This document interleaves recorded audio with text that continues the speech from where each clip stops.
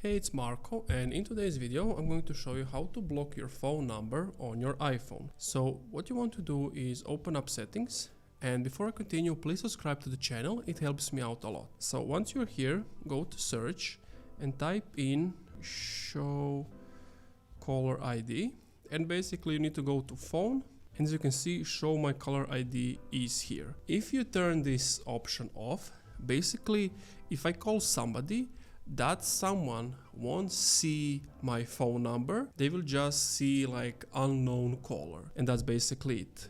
Thank you for watching this video. If you enjoyed, leave a like, comment, subscribe, and also if you're still having some issues, let me know what was the problem in the comments down below.